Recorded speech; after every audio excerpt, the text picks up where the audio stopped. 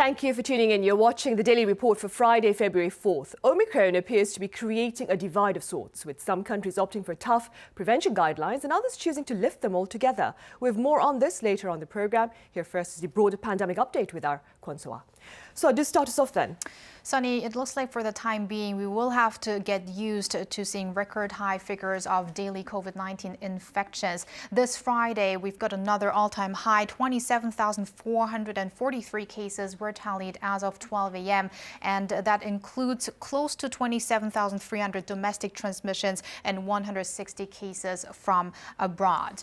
And if we take a look at our map, we see more and more places that are reporting four-digit figures, not only here in the capital Seoul that has a record high of more than 6,000 cases, in Gyeonggi-do province more than 7,000, but also places like Chungcheongnam-do province and some places here in the southern part, the southeast of the nation as well. And that as we are seeing the infections going up day by day, and usually we do see the numbers peak by the middle of the work week on Wednesday, but now we're seeing by the end of the work week the number has surpassed the latest records, and also it is around 10,000 more cases from last Friday. And the number of deaths, 24 people have lost their lives in the past day. So the death toll itself is not going up as fast as the number of infections. Meanwhile, we've got now more than 934,600 confirmed cases here in the country. The number of patients in serious or critical condition is also going down, now standing at 257 as of 12 a.m. And on to our vaccination figures, close to 86% of the nation's population is fully vaccinated, and we've got more than 53% or 53.8% that have gotten their additional or booster shot. Going over to the figures abroad, more than 3.1 million new cases worldwide tallied in the past 24 hours as of noon Korea time, with more than 11,800 COVID-19 related deaths. And we've got another milestone here in France, which has hit the 20 million mark in accumulated cases. And also Poland now has 5 million total infections, surpassing Mexico. And just a day ago, Mexico has hit that 5 million mark. And also we've got, apart from these 20 countries, 5 more countries that have more than 3 million cases now, and that now includes Israel, which has just hit that mark as well. And those are the general updates I have for now, but I'll see you back in a bit. Sunny? All right, so thank you for the global tallies of the past 24 hours then. Health officials here in the country have decided to maintain the country's current COVID-19 prevention measures. Choi Min-jung joins me now with details on that. Min-jung, welcome. Thank you for having me. Right, so social restrictions in place right now have been extended. Min-jung, tell us more. That's right, Sunny. The government has decided to extend the current social distancing measures for another 2 weeks starting from next Monday. This means that social gatherings will remain limited to 6 people and businesses must still close at 9 p.m. During a morning briefing, Prime Minister Kim Boo-kyum said the decision was prompted by the need to curb the spread of the Omicron variant. Although some experts had suggested a move to ease restrictions, Kim said safety remains our top priority for now. It is difficult to predict the aftermath of the Korean Lunar New Year holiday, and the number of confirmed cases is growing day by day. The first priority is to slow the spread of Omicron, which is now heading towards its peak. The government has vowed to do its best to implement an Omicron-tailored response strategy for the next 2 weeks, stressing that speed and efficiency are the most crucial factors in overcoming what could be our last hurdle in the pandemic. Right, hopefully it will be our last hurdle then. Meanwhile, on the treatment front, Min-jung, Paxlovid will be offered to more COVID-19 patients here in the country. Tell us about that. That's right, Sunny. Authorities have decided to lower the age requirement for oral COVID-19 treatments. Starting Monday, people aged 50 and over will be able to receive antiviral COVID-19 pills. As of now, only those aged 60 and over are eligible, but considering the fact that people aged 50 and over take up more than half of all people with underlying health conditions and at high risk, officials have decided to include those in their 50s as well. Right, and staying with treatment efforts, Min-jung, how are authorities tackling the escalating numbers of COVID-19 patients receiving care at home? Well, Sunny, Korea has seen a surge in the number of COVID-19 patients recovering from home. As of Friday, the figure stands at more than 104,000 people. This is an increase of more than 7,700 patients over a one-day span. Previously, monitoring was done 2 to 3 times a day, but to keep up, officials have decided to reduce the number of health checks to twice a day for those at high risk and once a day for those at low risk. They may also forego daily health inspections for asymptomatic patients or those with mild symptoms. Instead, these patients could be asked to monitor their own health condition and report to medical staff only when necessary. Right, I see. Also, as you mentioned during our talk yesterday, that would have been Thursday, of course, clinics within neighborhoods have started to share the burden of testing and treating COVID-19 patients. How did that go on day one, Minjung? Well, according to one of the clinics, the first day went pretty well. The use of rapid antigen tests in particular was well received by the medical staff, with results being obtained in just 5 to 30 minutes, whereas PCR test takes 4 hours. People visiting the clinic said that quick and easy testing is also one of the main advantages of this new testing protocol. However, there was also some confusion on the first day of implementation.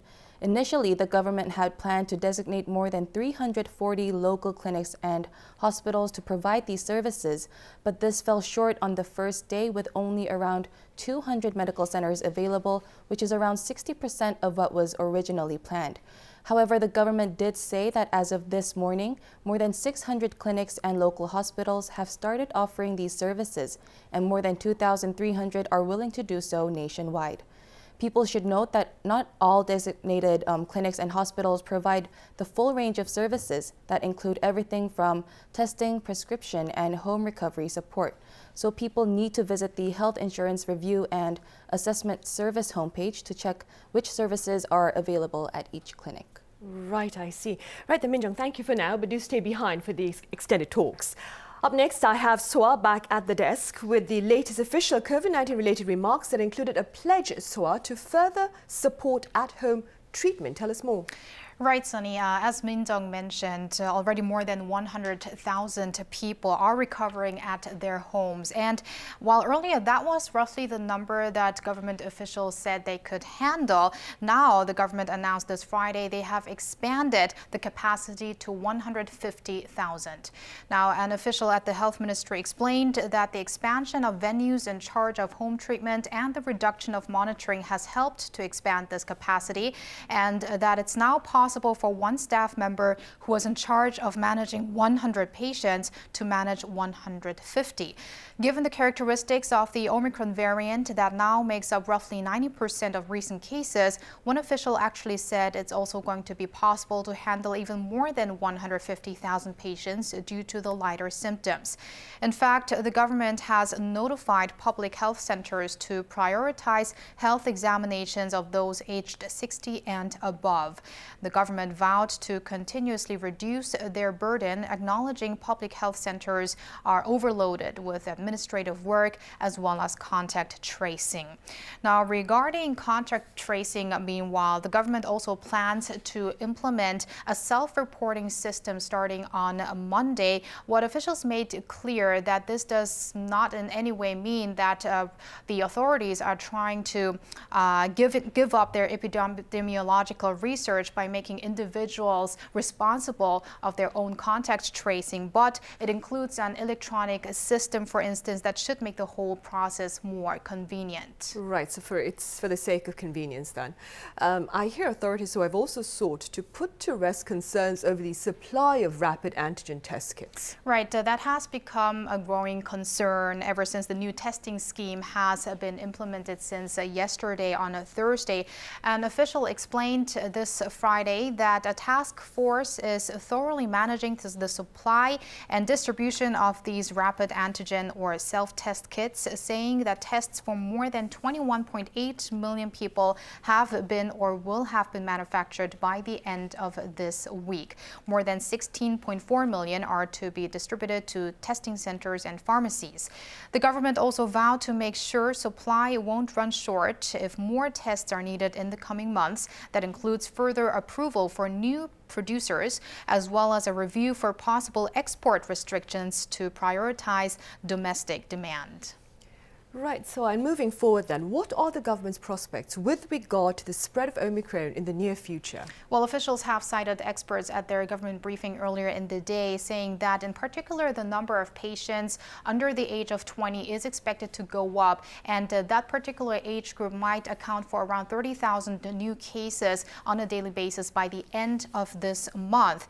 And in terms of the number of patients in severe or critical condition, they are not yet sure about when that number is going to, or if this number is going to grow, but for now it is continuously going down. And Son Young-nae, an official, cited some reasons for the decrease. The first one being over 85% of seniors aged 60 and above have received a booster shot, and so compared to December, the number of patients in this age group is around half of that back in December. And the second factor, he said, is that the chance of developing severe illness with the Omicron variant is roughly 1/3 or 1/4 of the Delta variant. A combination of these two factors has led to a low and stable number of seriously ill patients compared to what we saw in December. However, we will have to monitor the situation until perhaps next week in order to get a clearer picture on how many serious cases we're likely to see given the current rise in our overall case counts. Son added that also by next week we will learn more about the hospitalization rate stemming from the specific Omicron variant. Right now, so let's extend our talk to include Min Jung. Now, Min Jung, you earlier mentioned Korea's plans to maintain its current COVID-19 restrictions, but quite a number of its counterparts in Europe have decided to ease related measures, right? Right, some countries there have decided to ease restrictions following a gradual decline in the number of new infections. Sweden is set to lift most of its restrictions starting next week. Business hours for restaurants will no longer be limited to 11 p.m., and limits on the size of social gatherings will also be lifted. People will also no longer need to show vaccine passes when going to indoor events. And Finland is also aiming to lift most restrictions by March. But from the 14th, caps on the number of participants for culture and sporting events will be eased, and restaurants will also be allowed to operate until midnight. Countries like Ireland and Austria have also suspended vaccine pass mandates for restaurants and bars, and the UK no longer requires vaccine passes at nightclubs and large events, as well as mask wearing in public spaces. Authorities from some of these countries have said the decision comes as cases have been dropping since the peak of Omicron and their healthcare systems have stabilized. Right, and as you mentioned, Min Jung, though, and Sua is going to tell us more about this, Korea for its part is choosing to play it safe, though. Right, Sunny. For now, officials appear to be ruling out the handling of the virus as an endemic like in other countries, regardless of the characteristics of the Omicron variant. And here is a fresh remark made by an official earlier in the day on this issue. When looking at other countries abroad, some of them have decided to ease restrictions after the peak of their Omicron waves, having determined that the risk of doing so was acceptable. On the other hand, there are also countries that have taken a much more cautious approach by adopting vaccine passes and encouraging booster uptake. Our government has taken into account all of these case studies and the risk factors in play. And another health ministry official, Im Suk-young, said on Thursday that we cannot compare Korea to certain countries that are loosening their restrictions, saying we are in a very different situation. Despite high vaccinations, Koreans have not been infected as much as others. And this official mentioned that countries like Norway and Denmark have around 10% of their population infected. So here in Korea, we've got a fewer number of people that have natural immunity from the coronavirus. Right. So as always, and thank you for the latest here in the country. And Min Jung, thank you as well. See you next week. Thank you.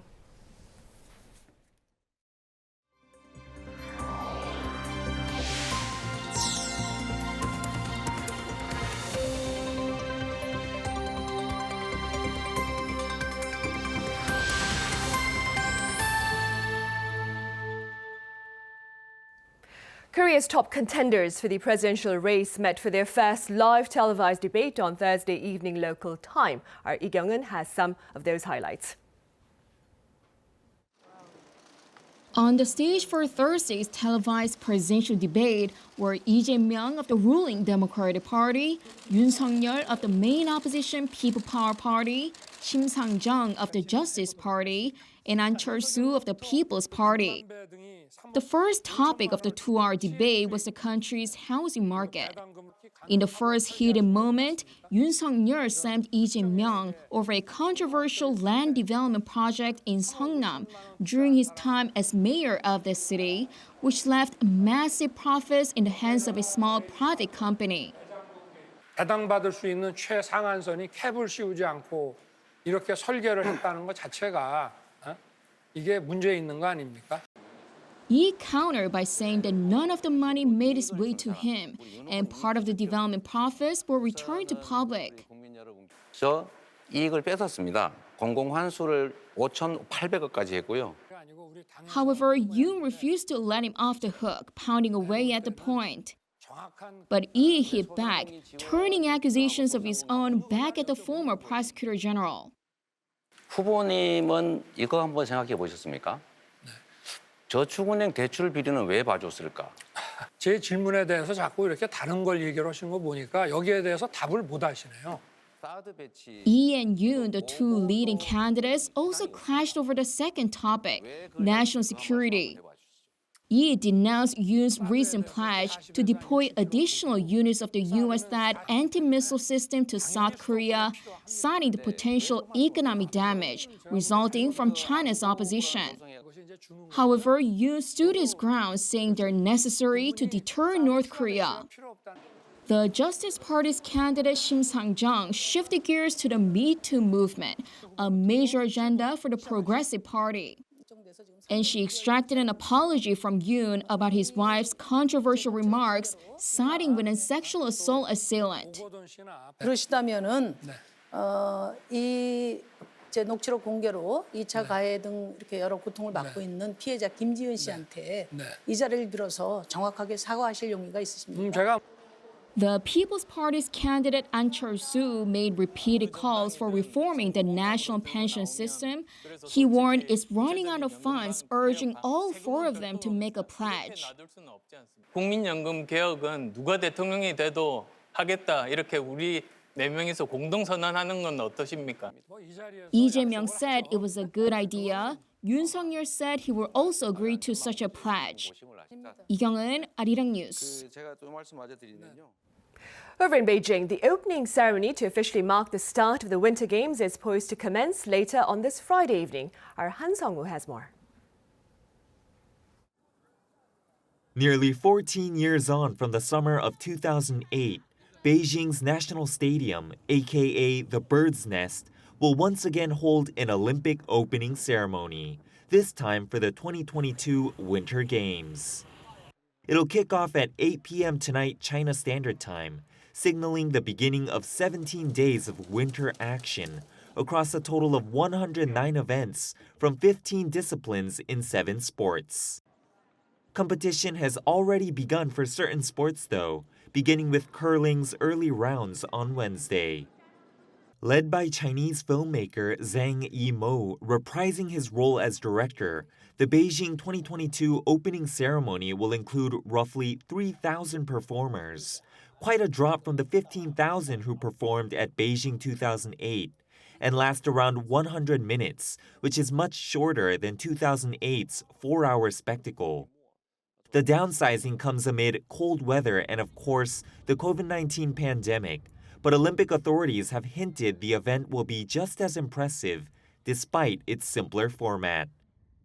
We grew with our country. Because of China's development, we have new stories to tell. I'm really looking forward to the final presentation. Adhering to Olympic tradition, first to enter the Bird's Nest during the Parade of Nations will be Greece, followed by the rest of the world based on an order set according to the Chinese language. South Korea is slated to enter 73rd, with short-track speed skaters Hwa Gyun-gi and Kim Arirang as flag bearers. Italy, the next host of the Winter Games, will march in last among the visiting nations, just ahead of China. China will be managing Olympic participants under its so-called closed-loop system, in which athletes, coaches, and the media will only be permitted to visit designated Olympic venues in Beijing, Yanqing, and Zhangjiakou using special transportation separate from the general local population.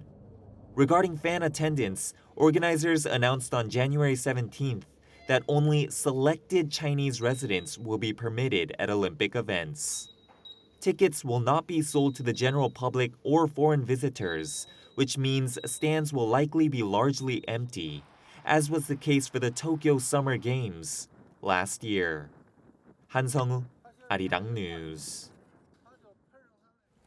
In other news, food prices are standing at record highs amid disruptions in supply chains and weather patterns. Pundits believe the world's poorest will bear the brunt of this reality. Kim Sung-min reports. Food commodity prices have risen globally to an 11-year high in January amid global supply chain disruption and adverse weather. The United Nations Food and Agriculture Organization's food price index in January came to around 135 points, up 1.1% from December. That is the highest level since 2011. The bumper figure was largely driven by price rises in oil, which climbed to their highest level since data was first compiled in 1990. Meat, dairy, and cereals also trended upward to further drive the surge. This comes as farmers around the world suffer challenges including pandemic-led supply chain issues and surging energy costs. Shipping container prices are on average 170% higher than a year earlier, and there are not enough trucks to keep the distribution chain going. Unfavorable weather conditions have also pushed up the already high food prices. Drought and ice storms have hit some of the world's major agricultural producers like Brazil, Argentina, the US, and Ukraine. And the global food price hikes are likely to be felt unevenly across the world, with the poorest countries taking the biggest hit. Experts say that some parts of Latin America and Africa, where people spend up to 60% of their income on food, could be worst affected. Kim Sung-min, Arirang News. A counter-terrorism raid by U.S. forces in northwestern Syria early Thursday has led to the death of the leader of the Islamic State. Our Kim Hyo-sun has details. U.S. President Joe Biden says American special forces have killed the leader of the violent Islamic State group in what Biden called an incredibly challenging mission in northern Syria. He said the operation sends a strong message to terrorists around the world. Last night's operation took a major terrorist leader off the battlefield, and it sent a strong message to terrorists around the world. We will come after you and find you. Once again today, we continue our unceasing effort to keep the American people safe and to strengthen the security of our allies and partners around the world. Biden added that Abu Ibrahim al-Hashimi al-Quraishi chose to blow himself up in a cowardly act, sacrificing the lives of his family as he did so. Biden administration officials said the explosion resulted in multiple civilian casualties, with Syrian first responders saying at least 13 people were killed, including 4 women and 6 children. The Pentagon said there were no U.S. casualties.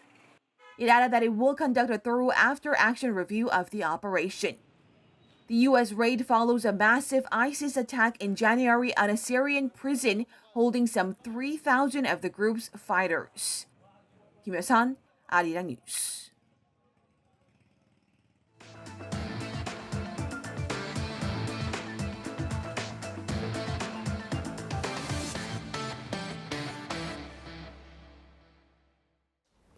Beijing kicks off the opening ceremony of the Winter Games on this Friday with some 2,900 athletes from 91 countries participating in the 2-week sporting event. For more, I have David Cox live on the line. David, it's good to have you on. Hi, Sunny. Hello from Zhangjiakou. Right. So, David, you flew into China from the UK to cover the Games, of course. Do tell us a bit about the entry protocols in place for the foreign press.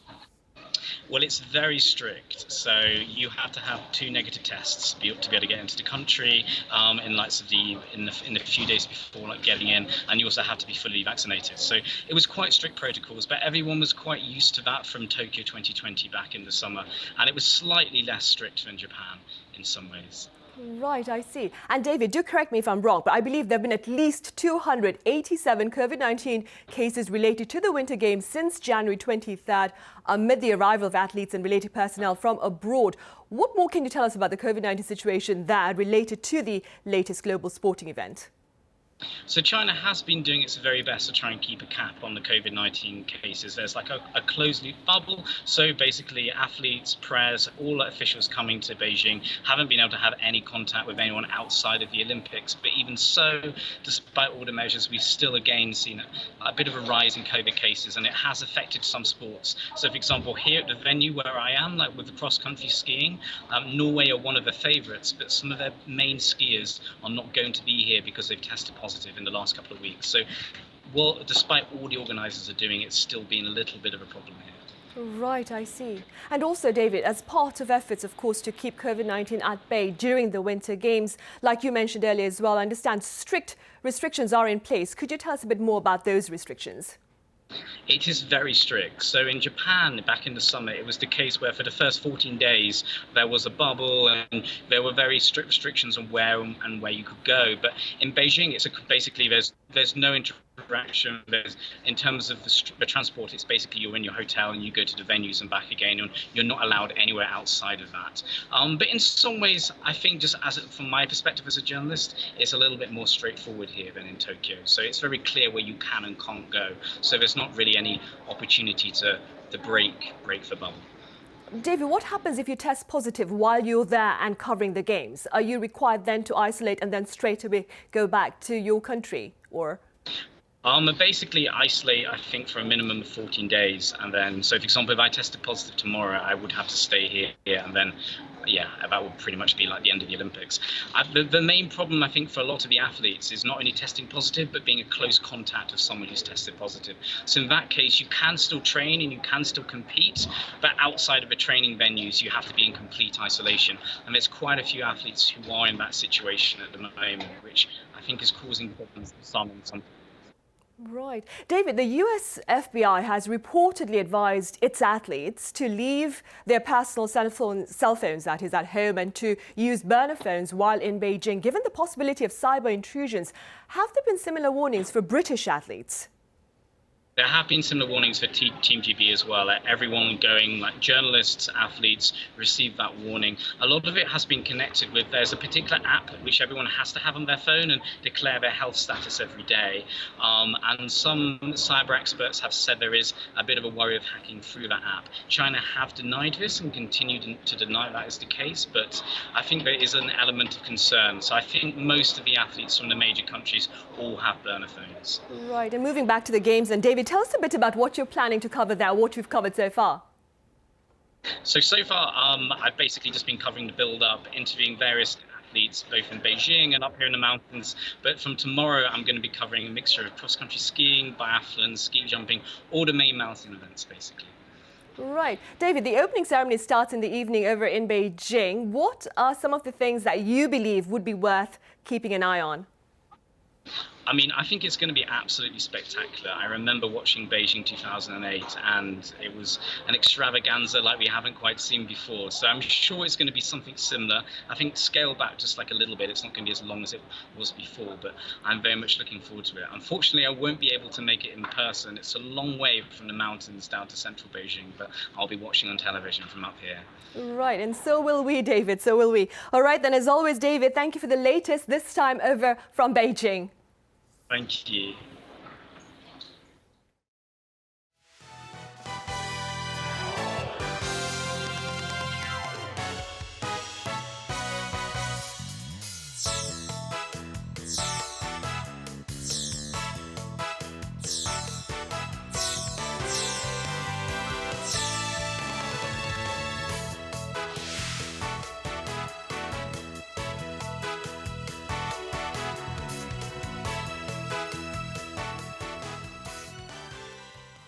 In today's studio session, we explore efforts to stem the spread of Omicron as it fuels an explosive surge in daily infections. For more, I have Dr. Kim Sing-taek from Institute Pasteur Korea. Dr. Kim, it's good to see you again.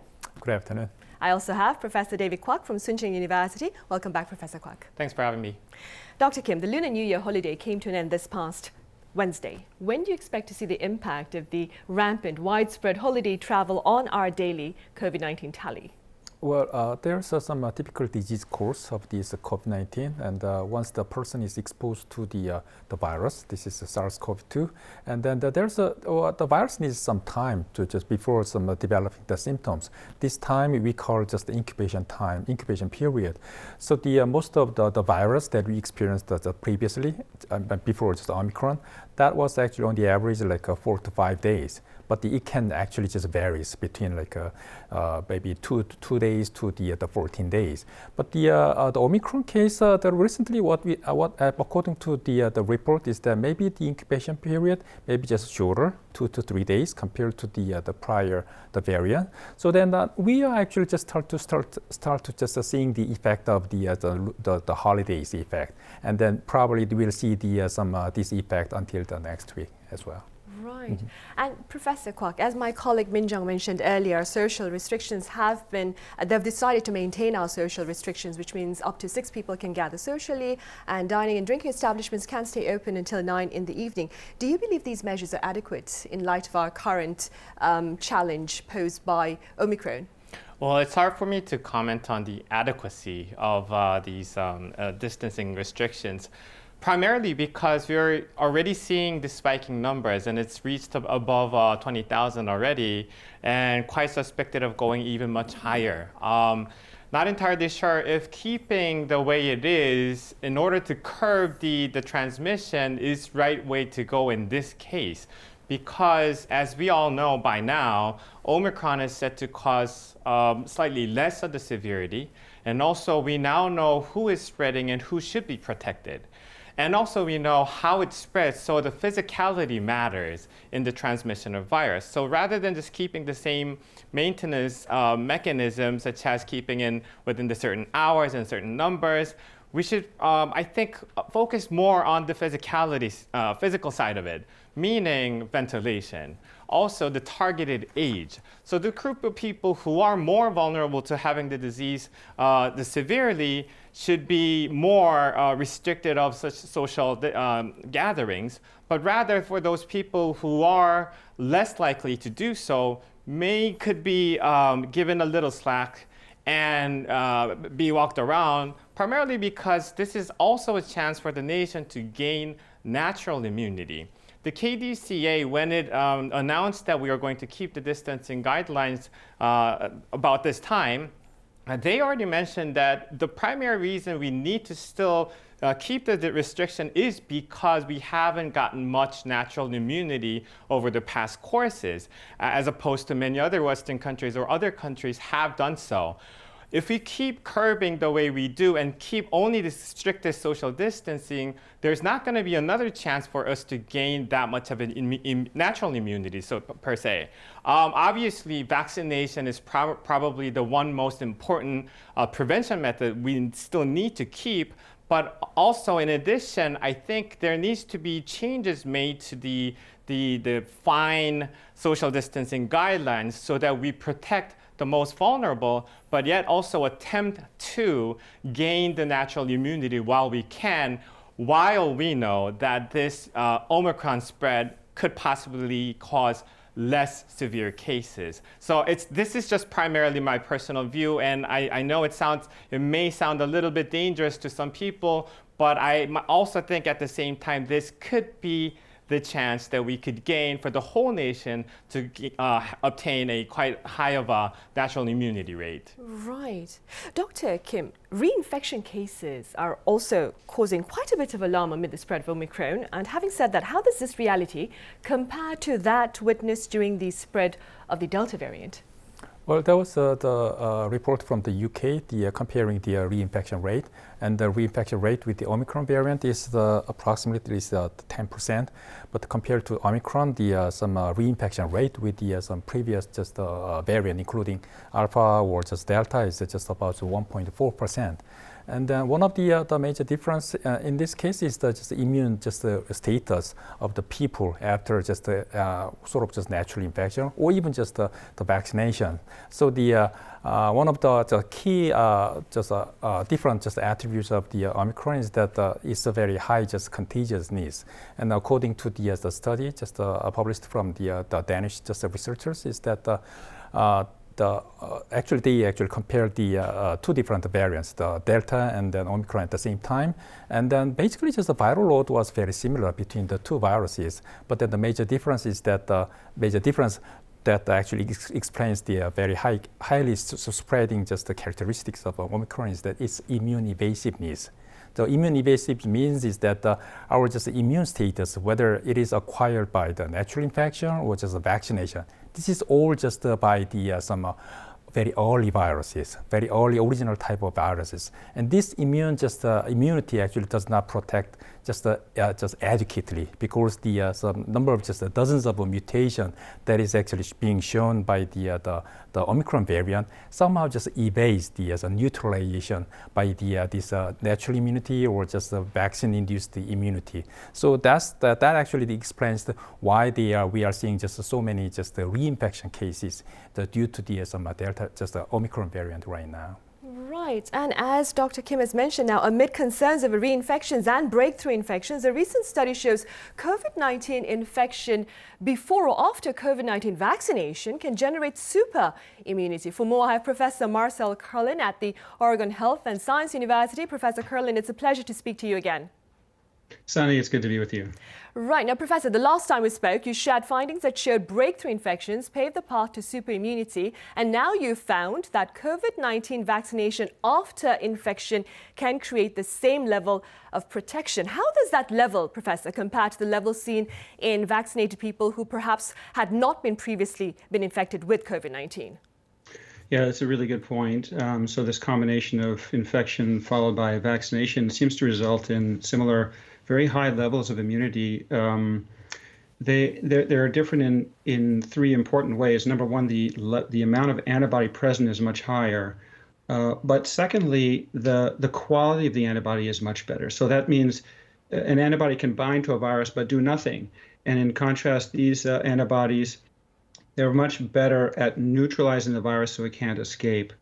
So that's very important. And then the final thing is these antibodies are better at coping with viruses that maybe you haven't even seen before. So in many of these breakthrough cases, and let's say they had Delta, it turns out that those antibodies are much better at neutralizing even Omicron, for example. We've tested Omicron. So in three ways, they're much better.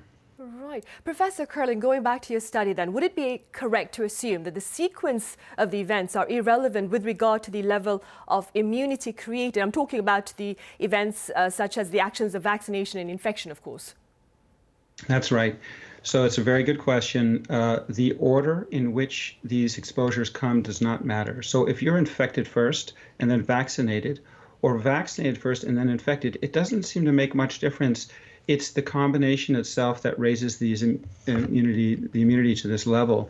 The other very important thing is that if you're vaccinated alone, the level of your immune responses depend on your age. So if you're much older, when you get vaccinated, you just don't mount as good an immune response. But in contrast, these combined immune responses, it doesn't really matter how old you are. It seems as though whether you're 20 or 65, you're still going to develop very strong immune responses. And I think the significance of all of this, I was listening to Dr. Kim and Dr. Kwok, and they were talking about the epidemiologic factors. I think what's very important here is that as time goes on, of course, more and more people get vaccinated and more people get exposed. And so a greater fraction of the population, both in Korea and in the world as a whole, will fall into this category, and therefore we hope and think will be better protected against not only Omicron or the variant of the day, but future variants as well. Right, hopefully that will be the case. Professor Kwok, how do these findings compare to perhaps those of other diseases? Basically, is it common for relevant vaccination after infection to result in greater immunity? Well, I haven't personally come across a particular study that compared the level of immunity that natural immunity caused after vaccination versus the vaccination alone. But if we think about influenza, for example, it doesn't necessarily cause for a person who's had breakthrough infection after vaccinations to be protected from having influenza again the next year. So in that regards, I don't think for other diseases, this particular study really implements the same way. But I hope that Professor Curlin can also help me out on this. But the reason why we see super immunity from the people having breakthrough infections is probably because after the boost of the immunity through formation of certain monoclonal or multiclonal antibodies against a certain part of the virus, after having a natural infection, the person would also be exposed to the whole parts of the virus with what's called multiples of epitopes. Epitopes are the areas where we are, once exposed, create these morphological antibodies against. And in the future, those antibodies will protect us from intrusions of viruses containing a similar epitope. Meaning, vaccination creates only a narrow vision of morphological antibodies as opposed to natural infections, because the whole virus is exposed in the human body.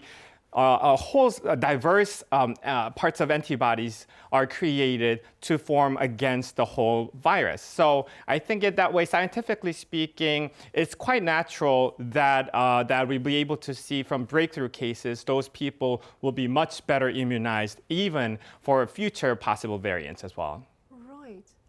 Professor Curlin, given your findings, how do you respond to questions by people wondering whether it would be wise then to expose, like Professor Kwok had mentioned earlier, to expose a healthy portion of the public perhaps to COVID-19 who have been vaccinated to ensure super immunity? I mean, we are trying to live with COVID-19 hopefully in the near future.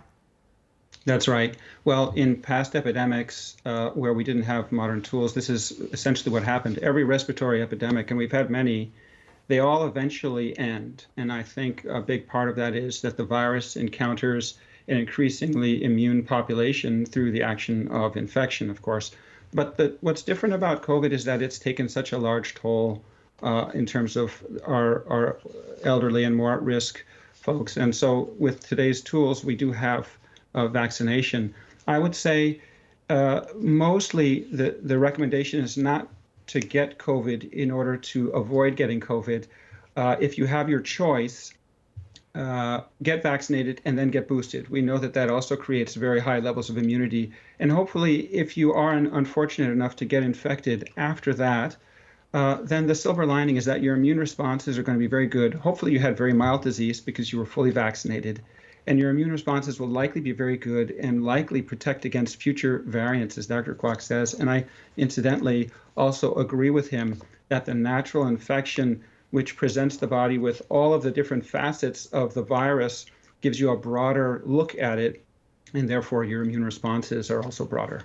Right. Professor Curlin, there is widespread belief that Omicron has reached its peak over in the U.S. Do you share this outlook? I do. The Omicron virus, we've been tracking the epidemiologic curves, and it came on with great speed, much steeper onset than previous variants when you look at the timeline. But it's also clearly now dropping in the number of new cases. There are some lagging indicators, such as hospitalizations and deaths, that will certainly still be high. But the number of new cases is the first indication that the wave is on the wane, and we are seeing that. Right, and hopefully Korea will see it soon too. All right, Professor Curlin, thank you very much for making the time to join us live yet again with your insights. It's always a pleasure, Sunny. Right, then back here in the studio, Dr. Kim. As my colleagues mentioned earlier, a number of European countries are choosing to adopt a new normal amid the presence of Omicron, despite warnings by the WHO. How do you respond? I think those countries seem to just just confident of their just controlling the number of just severe cases, and also the entire just population is actually just way smaller than the other countries, even just Korea. So they seem to be very confident on the controlling that things. But the concerns of the WHO is also just worthwhile, because the some countries like the US, they are actually seeing just more death case compared to the previous peaks.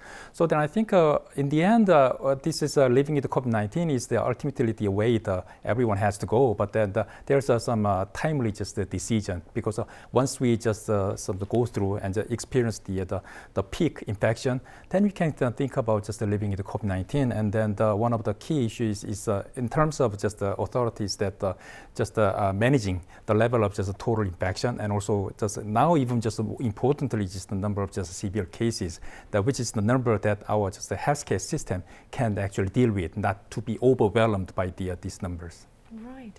Professor Kwok, given the data shared by authorities here on the use of rapid antigen tests, what can you share with us about their accuracy?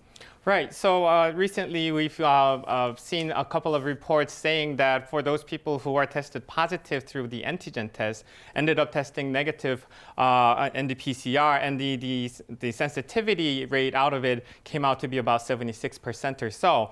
This is not something entirely new. However, when we began talking about the self-test kit, which was the exact same type of an antigen test that was being used, at the time of its consumption, really even the sensitivity and specificity were quite lower when compared to the PCR testing. That's kind of obvious, because PCR testing is like the last resort ultimate type of a test which can detect even a particle of a whole virus. So the testing positive in the PCR does not clinically necessarily mean that we have a live virus inside our body, but instead it shows our exposure to virus, and depending on the level of it, we clinically make decision whether or not the person could have been infected. Now, going back to the antigens test, however, even from the beginning, we suspected that the specificity of the antigen test to be quite low, as much as 40% compared to the PCR test. What that means is that it can possibly detect a person negative who's actually positive almost in half of all the tests that should test it positive. Now, going back clinically, in this Omicron spread, how much would that matter? I do think that there needs to be a certain level of accuracy that we should expect from also these antigen tests, because we're going to use to count the daily counts and whatnot. But also, Omicron is going to spike up no matter what. Even if we count, let's say, 30,000, 40,000 per day, depending on the situation, it's still going to go up until its peak, and it's going to start dropping from then on. Antigen test as opposed to PCR test has no difference, clinically speaking, caring for a certain level of patients. Elderly patients who are more vulnerable patients are still being tested through PCR tests. People who have been positive, who came up positive through antigen tests, also are tested with PCR tests to confirm their diagnosis. So at this point, I think the accuracy, even though I'm not completely satisfied with the numbers exactly, would suffice in its clinical use, because it still brings up the numbers that we need to care for, but it still won't affect the number or the speed of the number, how fast it will go up to the peak. Right. Dr. Kim, some 80% of COVID-19 patients who were offered Paxlovid reportedly experienced an ease in symptoms. How or what does this percentage mean in terms of treatment efficacy? Well, these 80% of efficacy is very similar to the efficacy that we actually observed in the phase 3 clinical trials. That's the actually 88 or 89%. And then this 80% number is the number that we actually obtained from real life experience. And I think this is good. And then to appreciate this number, and then to whether this is a really good number or not, I think it would be better to just compare with the Tamiflu. So Tamiflu for the influenza infection, they're very successful just drug. But according to the drug just the makers, the actual efficacy of Tamiflu is that actually just reducing the complication such as pneumonia by the 44%, and also just reducing hospitalization 63%. So compared to these numbers, more than 80% is pretty good. And then maybe at this time we can also think about the other therapeutic options for the COVID-19, and not for the severe COVID-19, but for the patient with some mild COVID-19 to just prevent the progression to severe disease. There are actually now we have several options. At least the number one actually priority would be still just a Paxlovid, and then now we actually I told you the 88 or 89% of clinical efficacy. And the second option is not in Korea, not available in Korea, but in the U.S. The sotrovimab. This is a monoclonal antibody. There are several monoclonal antibodies that were successfully developed, but the most of them, including the Eli Lilly and the Regeneron, and even just a Korean one, the Selfreporting, it did not show a very good neutralizing capacity, especially against the Omicron. But sotrovimab, this was still developed by the GSK and the Via Biotech, still holds very good, a very good neutralizing capacity. So this is kind of a second line of option for the treating a mild COVID-19. And then third option is the remdesivir. The remdesivir was originally used for the severe COVID-19 patient, but previously I talked about the remdesivir use for the even the mild COVID-19 patient. And then there was some clinical trial for a mild COVID-19 patient, and then the clinical efficacy was 87%. Actually, reduced hospitalization and all case deaths. So this is real good. And although this is an injection drug and a 3-day course, I think the efficacy is pretty good. And then probably the last option is a molnupiravir, and that we have observed by the phase 3 clinical trials, we have observed 30%. Although this is a little bit disappointing, but it is good to have. We have some multiple options. Sometimes some patient actually cannot some number one priority drugs because there's some medical condition or drugs they are taking. So it is good that we have some multiple choices to prevent the progression to the severe COVID-19. Right. Professor Kwak, this particular month, February, looks to be pivotal in our fight against the pandemic. Having said that, what are your words of advice? Well, I think it's inevitable that we're going to go through it all together. But I think we need to primarily focus more on more vulnerable people, and I think that can be done only through vaccination. So we need to bring up the booster shot rates for the elderlies, but also let's not forget those in between ages of 5 to 12. There are children who are congenitally possibly more vulnerable to having the disease more severely and possibly from dying from it. Now, I'm not talking about completely healthy children who are just running around, but for those who are more vulnerable, we should let them be vaccinated. So I'm hoping the government will come up with a plan to process so that the vaccines could be allowed to be given to more vulnerable children who are between 5 to 12 years of age as well. Right, 5 to 11 then, right? All right. Professor Kwak, as always, thank you very much for your thoughts today. And Dr. Kim, thank you very much for being with us. Right, well, that brings us to the end of this edition. We'll be back with more coverage next Monday. Do join us then. Thank you for now.